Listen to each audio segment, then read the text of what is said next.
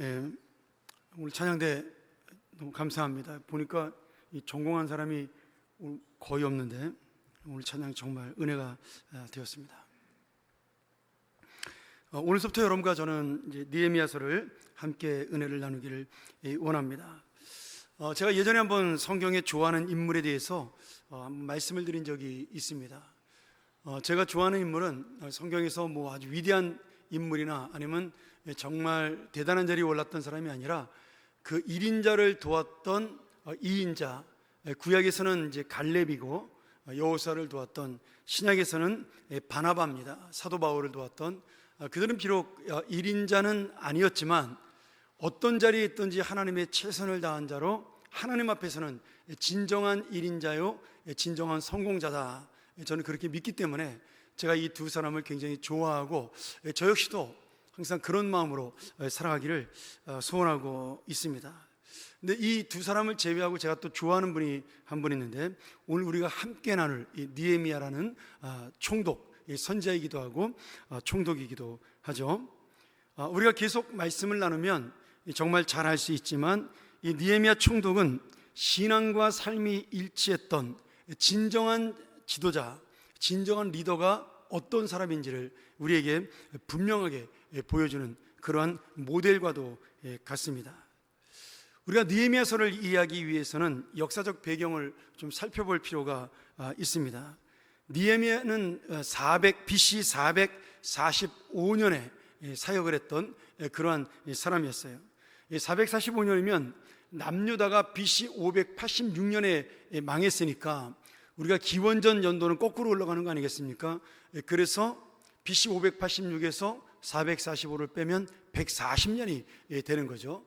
그래서 남유다가 망한 지 140년 뒤에 사역했던 그런 사람이다, 이렇게 볼 수가 있는 것이죠. 그리고 그가 있었던 시대의 왕은 페르시아의 아닥사스다라는 왕이었습니다. 이 성경에 아닥사스다가 두 사람이 나오는데 그 중에 1세가 바로 오늘 나오는 아닥사스다 왕입니다. 당시의 느헤미야는 왕의 술을 맡은 관원이었습니다. 이 술을 맡은 관원이다, 그러니까 좀 이상한데 지금으로 말하면 정무수석이다, 이 정도 권한을 가지고 있는 정말 왕의 최측근이고 신임을 받는 그런 사람이라고 볼 수가 있는 것이죠. BC 586년에 남유다가 바벨론에게 멸망당했을 때 이 바벨론은 남유다의 사람들을 1차, 2차, 3차에 걸쳐서 포로로 잡아갔습니다.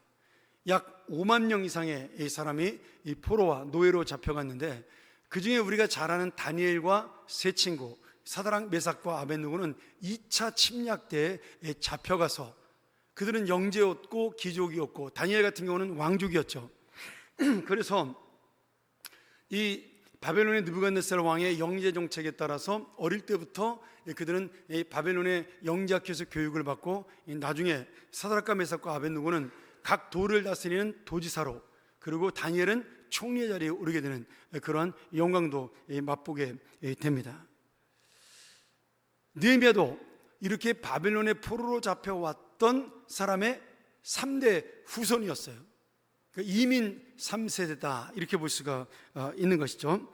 그리고 이미 이 바벨론은 뭐 오래전에 페르시아에게 망했고, 지금 이 느헤미야가 살고 있는 시대는 페르시아, 지금 성경에는 바사라고 나와 있는 시대에 살고 있다, 이렇게 보면 되겠습니다.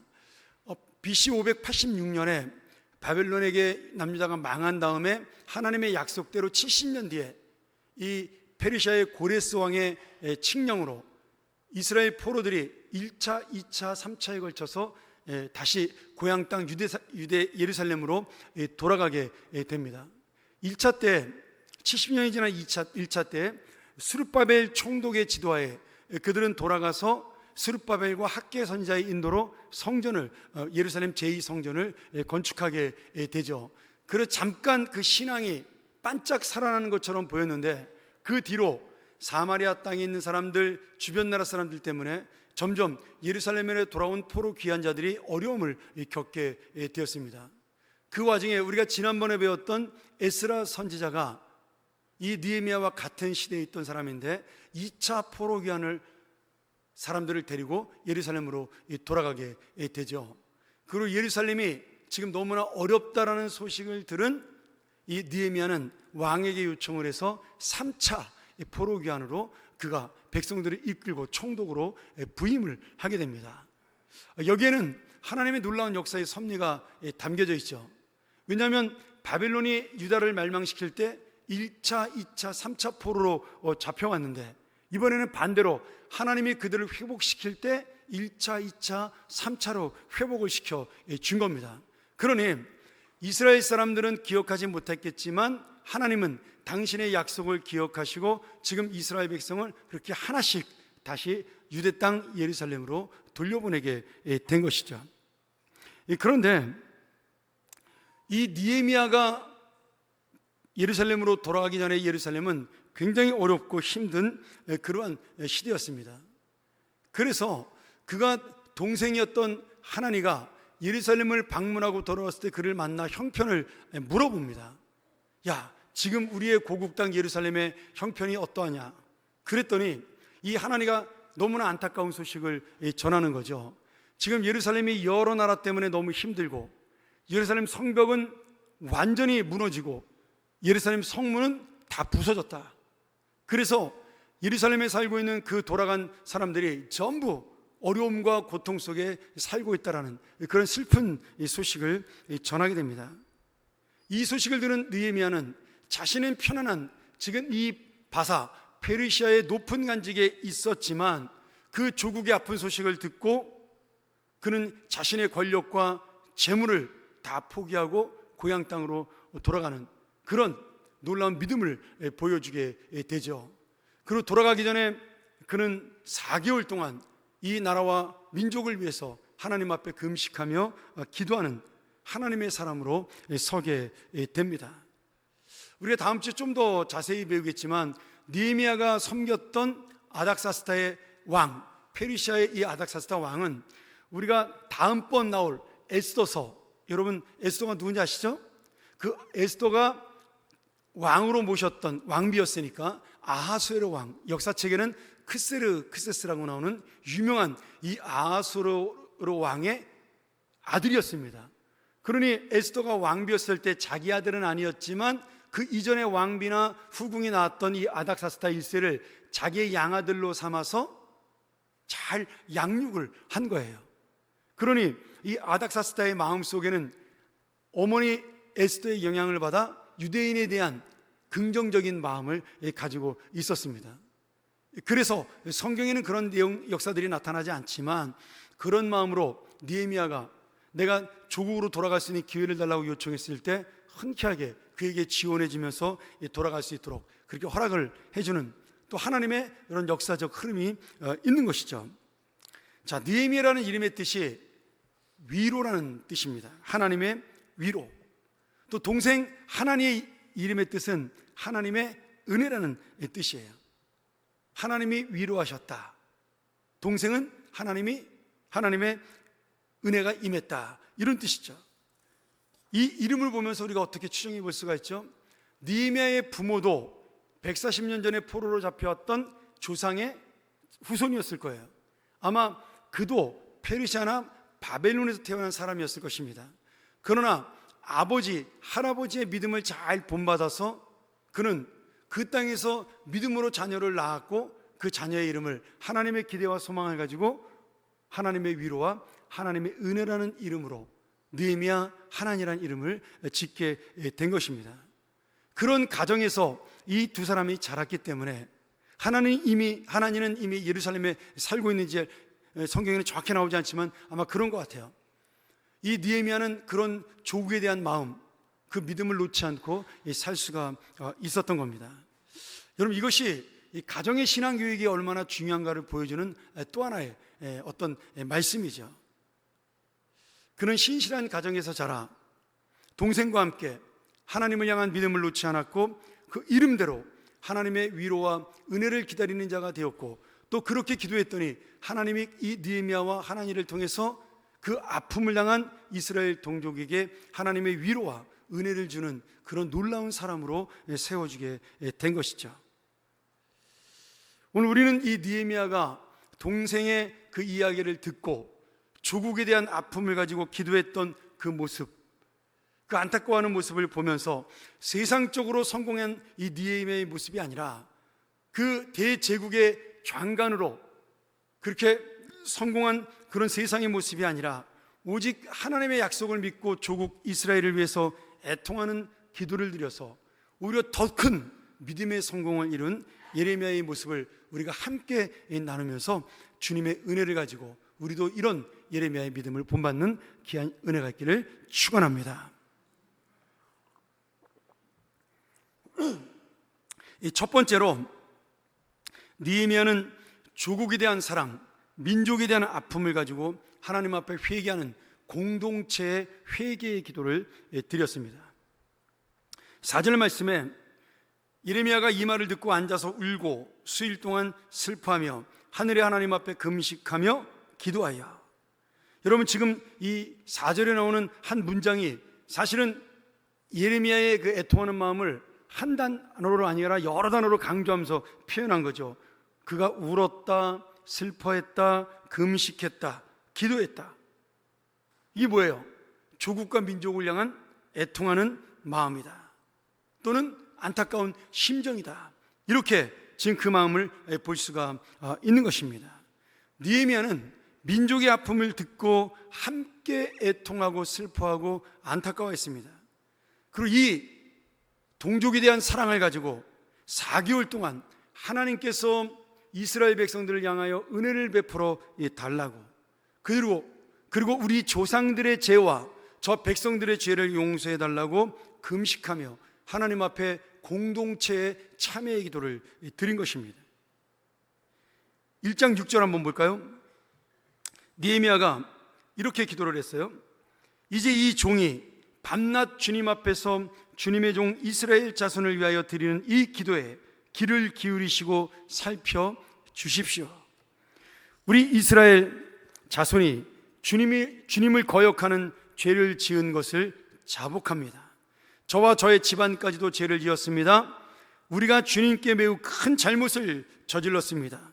주님의 종 모세를 시키셔 우리에게 내리신 계명과 율례와 규례를 우리가 지키지 않았습니다. 여러분, 이 기도의 내용이 정말 우리가 본받을 만한 기도요. 저는 우리 모든 교우들이 날마다 개인의 기도를 드릴 때 이 기도로 시작했으면 좋겠다, 그런 마음이 들었어요. 여러분, 이 기도는 우리가 흔히 말하는 공동체를 향한 참회의 기도다, 이렇게 부릅니다. 근데 이 기도의 내용을 똑같이 한 사람이 있어요. 누구냐면 이미 느헤미야보다 앞서 살았던 다니엘입니다. 다니엘서 9장에 보면 다니엘이 이런 기도를 하나님께 드렸고, 아마도 느헤미야는 이 다니엘의 기도의 내용을 읽었기 때문에 그런 내용으로 함께 기도한 것이다, 이렇게 추정해 볼 수가 있는 것이죠. 우리가 하나님의 역사를 보면 하나님께서는 어떤 자를 하나님의 사람으로 사용하시는가, 그것을 구약을 통해 볼 수가 있습니다. 여러분, 성경에 나오는 하나님을 향하여 사역자로 세워지는 모든 사명자의 공통된 특징이 뭐냐면 인간적으로 부족한 자다, 이것을 볼 수가 있어요. 그런데 또 하나의 공통점이 있습니다. 그들은 인간적으로 부족하고 연약하지만 그들은 항상 공동체를 위해서 기도하고 울었던, 공동체를 사랑했던, 나라와 민족을 사랑했던 이 사람들이다, 그 공통점이 있습니다. 그들이 누구예요? 우리가 잘 아는 모세입니다. 또한 다윗 왕이에요. 엘리야 선지자입니다. 호세아 선지자예요. 예레미야예요. 그리고 오늘 느헤미야예요. 마지막에 우리를 위해 눈물을 흘리신 예수 그리스도입니다. 이분들의 공통점이 뭐예요? 이분들의 공통점은 민족을 위해서, 나라를 위해 아파했다는 거예요. 그들의 기도에 가장 우선적인 것이 개인에게 있지 아니하고 그 공동체에 있었다는 사실입니다. 그래서 오늘 우리를 살리고 우리를 구원하시고 우리에게 영원한 소망을 주신 것도 바로 우리를 긍휼히 여기고 우리를 위하여 기도하시며 죽으신 예수 그리스도의 그 애통함, 그 사랑이 오늘 우리에게 이 놀라운 은혜를 주신 겁니다. 사랑하는 여러분, 예수님은 이미 우리를 위해 눈물을 흘리셨어요. 그렇기 때문에 당신이 눈물을 흘리신 것처럼 오늘 주님의 나라를 위해, 이 교회 공동체를 위해, 그리고 한 영혼을 살리기 위해 애통하는 자의 기도를 반드시 들어주십니다. 님의 애통하는 마음이 하나님의 애통이 되어 나라와 민족을 위한 사명이 되었고, 그 사랑이 나라를 살리는 역사를 일으켰어요. 저는 대통령이 새로 될 때마다 제가 투표를 했던 분이든 안 했던 분이든 항상 하나님 앞에 간절하게 기도합니다. 하나님의 뜻대로 이 나라를 통치하는 자가 되게 해달라고. 여러분, 우리가 이 기도가 반드시 필요합니다. 왜냐하면 그들이 예수를 믿던 믿지 않던 결국 이 세상을 통치하고 다스리는 분은 하나님이세요. 그들의 마음을 움직이고 그들의 뜻대로 하지 아니하고 하나님의 뜻을 이루시는 분은 오직 이 세상을 다스리시는 주님밖에 없습니다. 그러기에 우리가 이 나라와 이 민족을 정말 사랑한다면 우리가 대통령과 위정자들을 위해서 간절한 마음으로 애통하며 기도해야 되고, 또한 또 하나, 이 나라의 민족이 저지른 죄에 대해서, 우리 선배들이 저지른 하나님 앞에 바로 살지 못함에 대해서 우리가 바로 회개해야 이 나라와 이 교회에 희망이 있는 것입니다. 우리에게 가장 약한 것이 무엇이냐면, 저는 우리 한국 교인들에게 가장 약한 것이 공동체성이다. 저는 그렇게 생각을 해요. 이 개신교가 개교회주의이기 때문에 우리 교회만 잘 되면 된다라고 생각을 하는데, 그 우리 교회만 잘 되면 된다는 생각이 나만 예수 잘 믿으면 된다는 생각과 하나가 됩니다. 근데 여러분, 절대 그렇지 않아요. 하나님은 보편적인 하나님이세요. 이 보편적이라는 말이 무슨 말이냐면 온 교회의 머리시라는 거예요. 우리가 그것을 유니버셜 처치, 보편적 교회라고 말하죠. 우리 사도신경에 날마다 외우는 거룩한 공회, 그것이 바로 이 보편적 교회를 이야기하는 것입니다.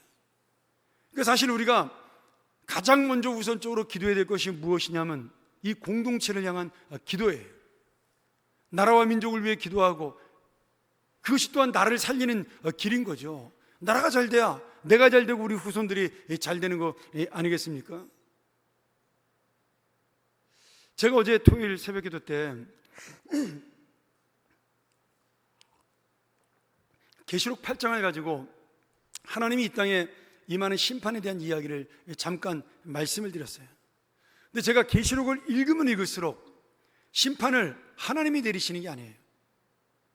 오해하지 마세요. 또 우리 목사님이 이상한 얘기 하시네. 그런 뜻이 아닙니다.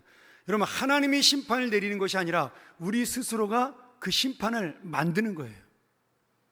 하나님은 내버려 두시는 겁니다. 무슨 말이냐? 요한계시록 8장에 보면 하나님이 나팔을 불 때마다 이 땅에 불벼락이 내려져요. 근데 그 불벼락이 뭘까요? 지금 이 더위가 불벼락입니다. 그렇지 않습니까? 우리가 이 땅의 자연을 훼손하고 공동체를 생각하지 않고 각 나라가 자기의 이익대로 인류를 생각하지 않은 그 죄가 북극과 남극의 빙하를 녹이고 이 뜨거운 여름을 만들고 있는 거예요. 제가 작년에 여러분에게 잠깐 지나가는 것처럼 그런 말씀을 드렸어요. 저도 잊어버렸는데 요새 더운 거 보면서 그 생각이 나더라고요. 어떤 기상학자가 대한민국의 날씨가 2050년이 되면 50도까지 올라간다고 추정을 했습니다. 그리고 2035년도가 되면 42도에서 45도까지 올라간다라고 그렇게 이야기를 했어요. 그러면서 그분이 뭐라 그러냐면 내년서부터 당장 우리나라는 35도 이상 되는 더위가 오랫동안 지속될 것이다, 그렇게 이야기를 했습니다. 저는 그냥 뭐 기상학자가 그랬으려니, 그리고 더워지겠네, 조심해야 되겠다, 저도 그렇게 생각을 하고 여러분들한테 그런 얘기 했었어요. 우리가 이 자연 환경을 잘 보호하자고. 근데 요새 더운 걸 보면서 이게 진짜 실감이 나는 거예요. 여러분, 7월 초에 36도로 올라간 날이 우리나라 역사에 있었습니까? 한 번도 없었잖아요. 근데 지금 지난주에 계속 36도, 밀양은 39도까지 올라갔습니다. 제가 가만 생각해 보니까 미국에서 제일 더운 지역인 텍사스, 애리조나하고 지금 우리나라가 날씨가 비슷해요. 물론 거기는 40몇 도까지도 올라가지만, 여러분, 이게 누가 만든 심판이고 누가 만든 재앙이에요? 우리 스스로가 만든 재앙이에요. 전 세계 나라들이 공해를 유발하고 환경을 파괴하면서 생긴 그런 죄의 결과가 이 뜨거움의 심판입니다. 지난주에 제가 산 텍사스의 그 과달로페 강에 기독교 단체에서 그 주최하는 그 방학 때마다 하는 큰 수련회가 있습니다. 몇백 명의 아이들, 가장 부잣집 아이들이 참석하는 그런 수련회예요. 뭐 몇백만 원씩 내는 그런 수련회인데, 항상 매년마다 그 강에서 수련을 하는데, 지난주에 그 강이 갑자기 하룻밤 사이에 10m가 폭우가 내려가지고 10m가 넘쳤어요. 그래서 어제까지 200명 정도 아이들과 부모들이 죽고 아직 100명 정도가 실종된 상태로 남아 있습니다. 미국에서 지금 국가 재난을 선포했죠. 제 기억으로 911, 그 뉴욕 테러 참사 이후로 가장 많은 사람이 죽은 사고가 이 지금 폭우 사고입니다. 그것도 텍사스에서 가장 잘 사는 사람들의 자녀들이 수련회 와서 다 죽은 거예요. 그런데 오늘 아침 제가 봤더니 이 기상학자들이 뭐라 그래요? 1000년 만에 내린 비래요. 이 비가 50년, 100년이 아니라 텍사스에 1000년 만에 내린 비예요. 왜 1000년이에요? 1000년 전에 기상학이 없었으니까 계산이 안 되는 거예요. 그러니까 처음 내린 거라는 거죠. 근데 더 무서운 건 매년 그럴 수 있다라는 거예요. 매년. 아마 내년서부터 그 수련회 없어질 겁니다. 여러분, 그 물의 심판, 불의 심판, 여러분, 그것이 누가 만든 거예요? 우리 스스로가 만든 것입니다. 우리의 조상들이 만든 것이고 우리의 선배들이 만든 것입니다. 전 세계가 여기에 대한 책임을 가지고 있는 것이에요. 그래서 이 애통하는 공동체를 위한 기도가 필요한 것입니다. 이 나라와 이 민족의 죄를, 이 세상 사람들이 주님을 모르고 짓는 죄를 우리가 회개함으로 하나님께서 우리를 불쌍히 여기사 이 땅을 살리는 은혜가 내려야 되는 것이에요.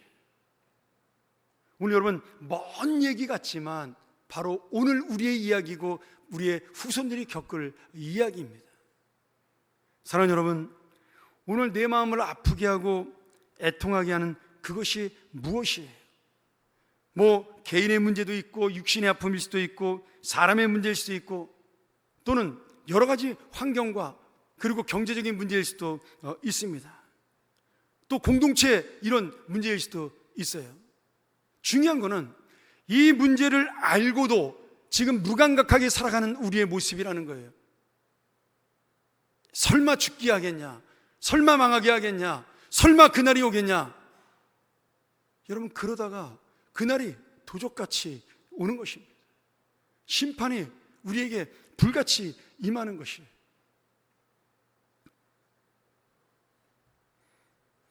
저희 아내가 요새 이렇게 저녁에 저희가 이제 가끔 제가 교회에서 저녁을 먹고 산책을 하잖아요. 그 건널목 앞에 서 있을 때 이 시청 근처에 전부 건널목에 쐐기등을 박아놨어요. 주의 깊게 보시면 우리 시청 쪽에만 그렇게 해놨습니다. 그래서 제가 이제 성격이 급하니까 건널라고 그 쐐기등 안으로 들어가면 우리 산에 땡겨요. 밖으로 나오라고. 여러분, 그 쐐기등이 왜 생겼을까요? 작년에 갑자기 어떤 분이 운전하는 차가 이렇게 돌면서 그 시청 사거리에서 여러분이 돌아가셨잖아요. 그것 때문에 서울시에서 그걸 전부 박아놨어요. 여러분, 그 자리에 서 있던 그분이 그날 회식하고 친구들과 함께 인사하던 그분이 거기서 그런 사고로 돌아가실 줄 누가 상상을 했겠어요? 여러분, 그 중에 한 분은 시청 공무원이었어요. 승진해서 그날 승진 축하 회식을 하고 돌아가던 길이었어요. 그리고 그 다음날 그 죽은 사람 책상 위에 축하의 꽃다발이 미리 배달을 시킨 꽃다발이 전달이 됐어요. 여러분, 그게 어떻게 보면 우리의 인생이에요. 물론 그분이 죄를 져서 준 건 아니지만 언제든지 그런 일은 누구에게나 일어날 수 있는 일이라는 거예요. 그런데 우리가 그것을 내 일이 아니기 때문에 깨닫지 못하고 기억하지 못하고 인식하지 못하고 살아요. 그래서 조그만 감정의 문제로, 조그만 자존심의 문제로, 조그만 물질의 문제로 나는 죽는 것처럼 실망하고 낙심하고 그렇게 살아갑니다. 여러분, 우리가 이 무감각한 것도 문제지만 그런 일에 우리의 에너지를 소비하는 것은 더더욱 큰 문제입니다. 내가 예수를 믿는 이유가 무엇입니까? 오늘 내가 주님 앞에 영원한 소망을 가지고 산다는 것이 무엇이에요? 다시 한번 내가 주님 앞에 나가서 나는 부족합니다, 나는 연약합니다, 내어놓으세요. 그러나 나를 통해 이루실 주님의 뜻, 이 땅과 이 민족을 향한 그 뜻을 펼쳐달라고, 우리 가정을 향한, 이 교회를 향한 주님의 뜻을 이루어달라고 여러분 하나님 앞에 내어놓고 기도하세요. 이 니에미아에 애통하는 마음이 나라를 살리고 민족을 살리는 기초가 되었습니다. 그것이 그 개인의 위로가 되었고 그것이 당신을 살리는 사명이 되었어요. 오늘 여러분 누구에게나 이 사명이 있습니다. 니에미아에게만 있는 것이 아니라 우리 모두에게 있는 것이에요. 하나님은 자신의 욕심대로 자기의 것을 채우며 살아가는 나라를 보지 않습니다. 그런 사람을 보지 않아요. 오늘 내가 비록 연약하고 부족해도 하나님의 나라, 그 나라를 향하여 눈물을 흘리는 자를 기억하시고 그의 삶을 인도해 주시는 것입니다. 오늘 다시 한번 이런 니에미아의 애통하는 마음이 오늘 여러분의 심령 속에 있어 이 공동체를 위해, 이 나라와 이 민족을 위해, 우리 교회를 위해, 여러분의 가정을 위해, 여러분 개인의 삶을 위해 오늘도 주님께 매달리며 기도하는 우리 하나님의 사람들이 되기를 간절히 축원합니다. 두 번째로, 니에미아는 나라와 민족에 대한 사랑으로 하나님의 약속을 붙들었어요. 니에미아는 애통하면서 공동체와 조상의 죄, 백성의 죄를 회개한 다음에 하나님께 다시 기도해요. 하나님께서 우리를 회복시켜 주신다는 이 약속을 내가 믿습니다. 그게 1장 9절의 말씀입니다. 우리가 주님께 돌아와서 주님의 계명을 지키고 실천하면 비록 쫓겨난 우리가 하늘 끝으로 쫓겨났다 할지라도 주님께서 거기에서 우리를 다시 모아 주님의 이름을 두려고 택한 곳 예루살렘으로 돌아가게 하시겠다고 하신 그 말씀을 우리가 기억합니다. 하나님께서도 그 약속을 기억해 주십시오. 제가 이 본문을 말씀을 준비하면서 여러 번 읽었습니다. 근데 제가 읽는 순간에 이 9절 말씀에 이 기억해달라는 이 단어가 제 마음이 굉장히 와닿았어요. 여러분, 이 기억해달라는 말씀을 지금 예레미야가 누구에게 하고 있죠? 하나님에게 기억해달라고 말씀하고 있어요. 아니에요. 제가 이 말씀을 읽다가 깨달았어요. 그 말이 아니었어요. 우리가 하나님을 기억해야 하는 것입니다. 여러분, 하나님은요 한 번도 우리를 잊은 적이 없어요. 니에미야가 기억해달라고 할 필요가 없습니다. 하나님은 우리의 죄 가운데도, 우리의 악함 가운데도, 우리의 연약함 가운데도 우리를 인도하시고 기억하시고 그 약속을 버린 적이 없어요. 그런데 왜 예레미야가 우리 보고 기억하라 그러지 않고 하나님 보고 기억해달라고 그렇게 기도할까요? 제가 이 본문을 보다가 그런 깨달음이 왔어요. 우리는 하나님을 잊고 살고 무능하며 무감각하고 정말 버림받아 마땅한 인생을 날마다 살아가지만 그래도 하나님은 우리를 기억해달라고 그런 간절한 애원으로, 간구로 저에게 들렸습니다. 니에미야는 이미 하나님께서 그 신실하신 사랑으로 이스라엘 백성이 여러 번 죄를 짓고 하나님을 배반하고 떠났지만 한 번도 그들을 잊지 않으시고 계속해서 그들을 용서하시고 또 용서하시고 용서하심으로 그들을 회복시켜 주신 역사를 기억하고 있는 거예요. 그러니 이제 다시 한번 그 역사를 베풀어 달라고, 그 은혜를 베풀어 달라고 지금 기도하고 있는 것입니다. 여러분, 이 말씀 가운데 이렇게 예레미야가 기도하잖아요. 우리의 기도 중 내가 주님께 돌아와 주님의 계명을 지키고 실천하면 기억해달라. 마치 내가 하나님 앞에 올바로 살면, 선한 행동을 하면 우리를 기억해달라, 그런 말씀처럼 보입니다. 아니에요. 우리는 절대로 그렇게 살지 못합니다. 그러나 그럼에도 불구하고 우리를 기억해달라는 예레미야의 간절함이 담겨 있는 거예요. 하나님의 역사 가운데 그렇게 용서하셨던 그 기억하심을 계속해서 베풀어 달라는 겁니다. 그래서 그 다음 10절 말씀이 뭐라고 되어 있어요? 이 백성은 주님께서 크신 힘과 강한 팔로 건져내신 주님의 종이요 주님의 백성입니다. 우리가 아무것도 주님 앞에 내세울 것 없는 죄인에 불과하지만 그래도 우리의 이름은 뭐예요? 주님의 백성입니다. 주님의 종이고 나는 주님의 자녀입니다. 그러니 하나님, 우리를 기억해 주세요. 못난 자식이지만 기억해달라. 아버지의 뜻에 불순종한 자식이지만, 속상한 자식이지만, 마음 아픈 자식이지만 그래도 우리를 기억해달라. 오늘 그러기에 하나님은 이스라엘의 죄를 끝까지 용서하신 것처럼 오늘 우리의 연약함도, 우리의 부족함도 끝까지 받아주시는 아버지가 되십니다. 사랑하는 여러분, 우리가 무슨 능력, 무슨 힘으로 기도하겠어요? 우리가 얼마나 잘나고 우리가 얼마나 뛰어나서 하나님께 기도를 들어달라고 외치겠어요? 이 주님의 신실하신 사랑이 있기 때문에, 우리를 자녀로 기억하시는 그 은혜가 있기 때문에, 그래서 우리는 그것을 붙잡고 외치며 기도할 수밖에 없는 것입니다.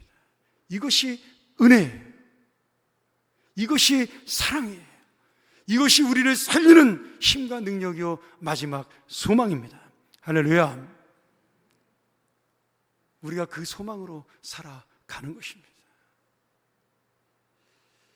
오늘 다시 한번 이 나라와 이 민족이 살 길이 무엇일까요?